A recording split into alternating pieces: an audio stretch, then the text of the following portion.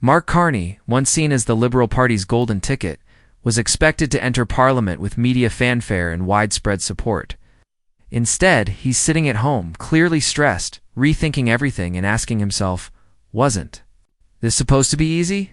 What was meant to be a smooth victory has now turned into a major political mess. It looks like the Liberals' carefully crafted plan has hit a serious setback. The recount process has thrown everything into question, and Carney's big moment may be on hold or even cancelled for good. The party's political machine, known for managing the narrative, has run into unexpected trouble. Carney seems lost, unsure of how things went off the rails.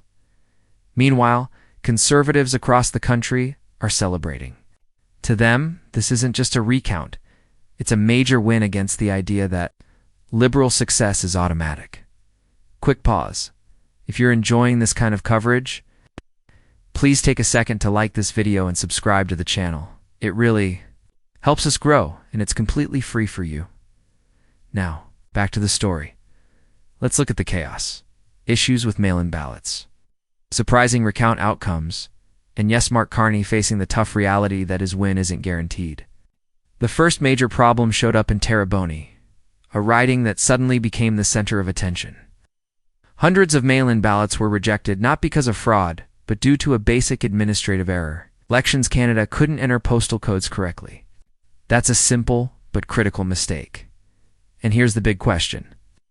How many of those ballots could have changed the outcome in favor of the Conservatives? We don't know for sure, but if you're Mark Carney, that uncertainty might be keeping. You awake at night, and things didn't stop there. In Windsor-Tecumseh, the Liberals thought they had secured a narrow win.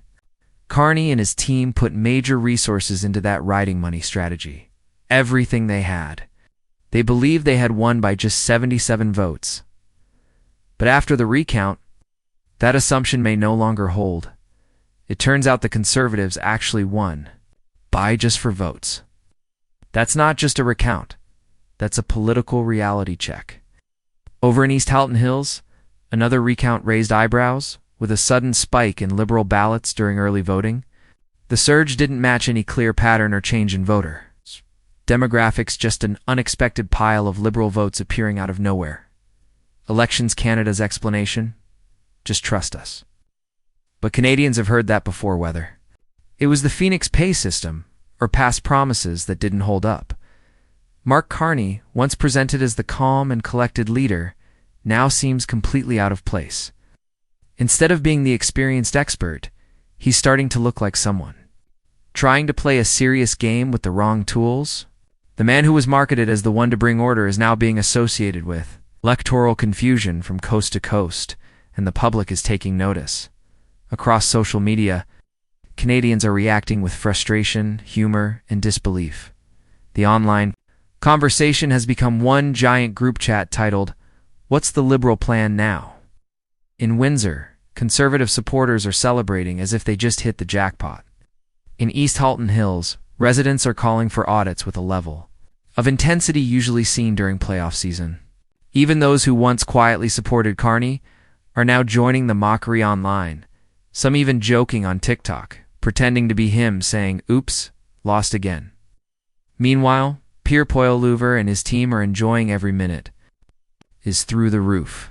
You can bet he's already preparing his next round of speeches with even sharper lines, according to one MP who preferred to stay anonymous. Carney thought he was heading into Parliament on a red carpet. Instead, he's now just hoping to sneak in unnoticed through the back door of a coffee shop. But people are noticing. And it's not just voters. Inside Liberal headquarters, word is that legal teams are now being brought in to deal with the fallout. Behind the scenes, it's full-on damage control. Behind the scenes, it's full-on crisis mode. Advisors are scrambling, meeting behind closed doors, scribbling on whiteboards filled with ideas, none of which seem to lead anywhere good. The mood, desperation, the conclusion? We're in real trouble. And at the center of all this drama is the silence of Mark Carney himself. The man once hailed as the future of the Liberal Party has gone completely quiet. No big speeches, no confident interviews, just a LinkedIn profile, and if rumors are true, a very tense atmosphere inside a Toronto condo. Meanwhile, major media outlets are barely covering what's going on. CBC is treating the situation like it's no big deal. CTV is tucking the story beneath minor headlines like slightly strange weather in Moose Jaw. The reality? They're nervous. Because this isn't just about close races, it's about a major shift in Canadian politics. Carney's political career looked polished and precise like it was built in a lab. But throw some real voter pushback into the mix, and suddenly that picture-perfect image shatters. He wasn't the calm expert riding in to fix everything. Now, he's become the center of a national political joke. This moment goes beyond one man or one recount. It's a sign that Canadian voters are saying clearly, we don't want a coronation, we want a real election. And here's the good news. The system seems to be working. Recounts are happening. Conservative candidates are gaining ground. Voters are holding the process accountable. This isn't conspiracy, it's common sense. Why do close Liberal wins always seem to come from late arriving? Ballots. Why do recounts more often overturn their victories than confirm them? Why are Conservative leads consistently narrowed only after early ballots are counted? And why does Mark Carney always look like he's just left a very stressful meeting with no answers? Here's what really has party insiders worried.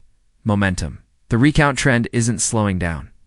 If just a few more ridings trigger reviews or audits, it could unravel the entire political map. Because the truth is, that sense of Liberal dominance was never as secure as it looked. In Ontario alone, over 90 ridings were decided by razor-thin margins. If that recount wave spreads, the Liberal majority could vanish overnight, just like Mark Carney's carefully built image. What was supposed to be his confident rise to power is now looking more like a very public stumble. The country is now flooded with recounts, reversed results, and a public that's suddenly asking all the tough questions. Even Mark Carney's powerful Bay Street allies can't spin this one fast enough. This isn't just about a close election. Anymore, it's a national wake-up call. Canadians are wide awakened. They're fed up. They're asking for real reforms, proper audits, clear rules around voter ID, secure ballot handling, and real transparency.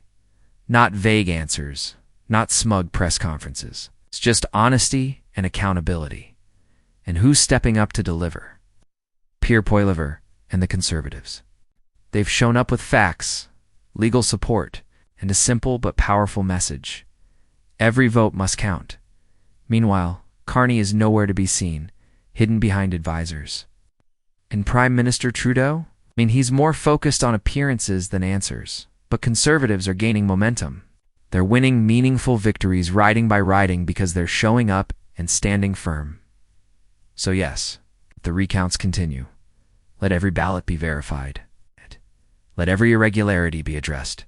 Because each time a seat turns from red to blue, it's more than just a political win. It's a message from voters that they want fairness back in the system. Mark Carney may have had the media, the funding, and the political machinery, but he didn't have the people.